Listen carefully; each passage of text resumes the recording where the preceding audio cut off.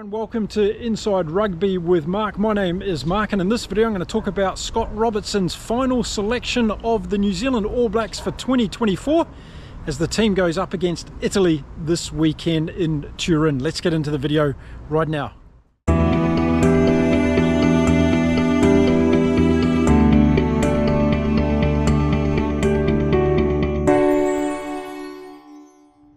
G'day everyone, welcome back to the channel. If you're a first time viewer, welcome. It's great to have you here, and in this video I'm going to talk about Scott "Razor" Robertson's selection for the All Blacks going into the game against Italy this weekend.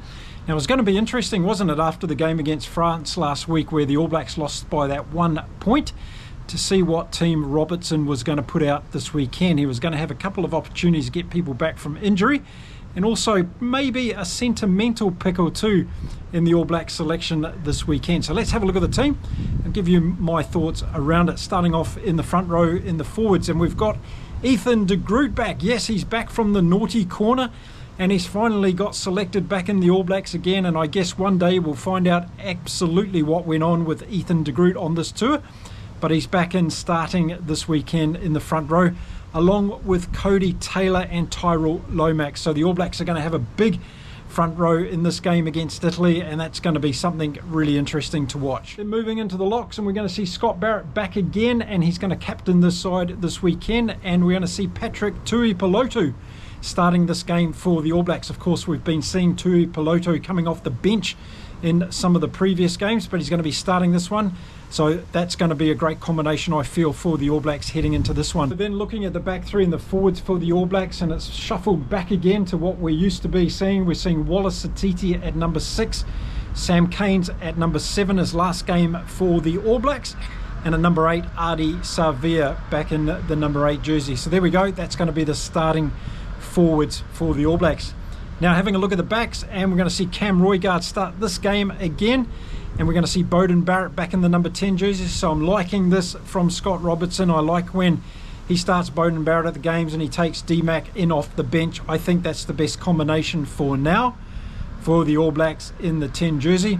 And then outside him, we're going to see Anton Lienert-Brown starting this game. Haven't been impressed too much with Anton Lienert-Brown so far this season at all in the All Blacks jersey. I know a lot of you are fans of Anton Lienert-Brown. I'm not.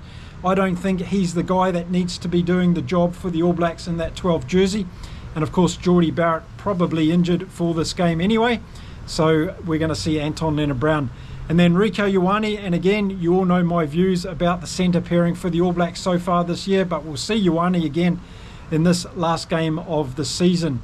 Moving out to the wings, Caleb Clarke picks himself in the 11 jersey, being the best All Black winger I feel so far this year, and has really taken ownership of that number 11 jersey. Had a great game again, I thought, last weekend against the French, and I'm sure he'll turn on some of his good speed and power in this game against Italy in Turin. Then on the other wing, it's Mark Telea coming back. The Sevu Reece experiment didn't work in my opinion, and Mark Telea's back in this team. We'll have to see how he goes. And as long as he stays in those outside channels and does what he does best at running towards the line and beating his opposition, that's what I like to see from Mark Telea. And then at fullback in the number 15 jersey, we're going to see Will Jordan again, and it seems as that Razor Robertson has got his eyes set on Jordan being in that 15 jersey going forward for the All Blacks. And then looking at the bench for the All Blacks, and the front row that'll come on, Asafa Amua, Tuanga Fassi, and Fletcher Newell's back in for the All Blacks. So that's a good run for Fletcher Newell. Tossi's not playing this game. Fletcher Newell gets a run for the All Blacks, and I think that front row coming on will definitely do the job against the Italians. And then the other two forwards that we're going to have coming off the bench, Tupou Vai and also Peter Lakai. So I think this is a good bench for the All Blacks. I think they're going to make a good impact when they come on. Time will tell if I'm right on that one. Then we have a look at the back reserves that are coming on for the All Blacks, and we have a ceremonial position, I think, here for TJ Perenara playing his last game for the All Blacks. So no Cortez Ratama this weekend for the All Blacks. And then we have David Havili. Remember him? He's the guy that's been having a holiday with the All Black squad as they've toured around Europe and the UK over the last few weeks. And then we're going to have Damien McKenzie coming in off the bench, which I believe is his best position. So there we go, that's the All Black team to go up against Italy and Turin.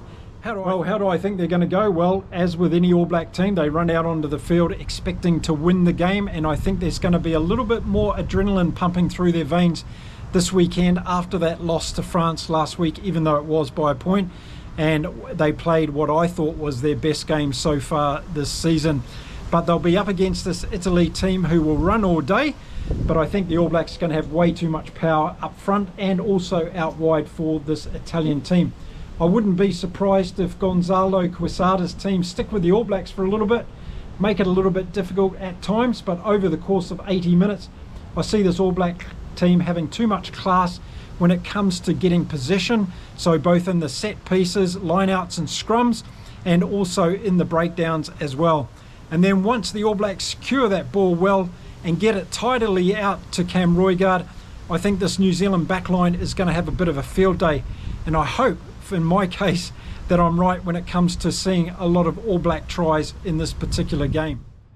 You know, I can't see the Italians putting up too much resistance in this particular game. It's going to be good to see which way the All Blacks go. I think Beauden Barrett is once again going to insist on doing a lot of running and passing in this game. We're not going to see too much kicking from him. And of course, with Damian McKenzie coming on in the last 20 or 30 minutes of the game to really have an impact off the bench, it could cause the Italians a lot of problems. But I'm really looking forward to seeing this bench coming on for the All Blacks and the forwards and seeing what they can do. Tupou Vai coming off the bench is a good one for me, and also Peter Larko. I thought he did pretty well against the French last weekend. And with that strong front row of Moore and Tuanga, Fussy and Newell coming on, I think the All Blacks are going to be able to go 80 minutes in this game. So let's see whether they can actually put that into practice on the field. Can't see a lot of resistance coming from Italy. Garbisi at number 10 can be vulnerable at times, so watch out for him. But Capuzzo at fullback is an exciting player. He's kind of got a little bit of Marcus Smith going on about him, I think, and he can score tries from anywhere. Other than that, I think the All Blacks have got Italy well and truly covered in this game, but never write them off. Anything can happen in a rugby game.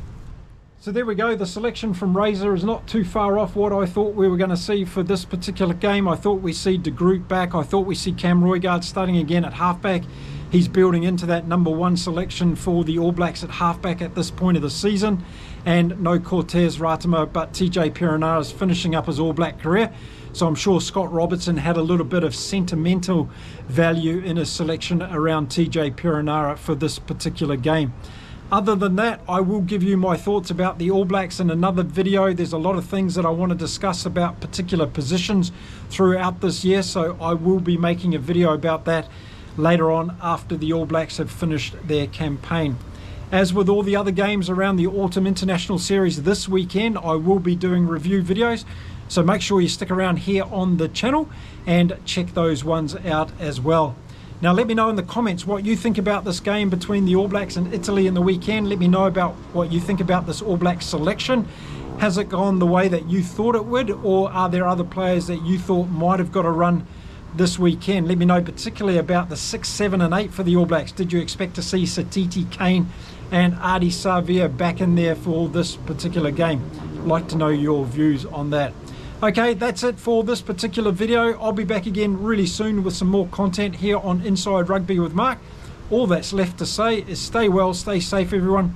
Keep enjoying your rugby across the world, and I'll see you again really soon here on Inside Rugby with Mark. Until next time, it's time to say adios from beautiful Cancun in Mexico. Bye for now.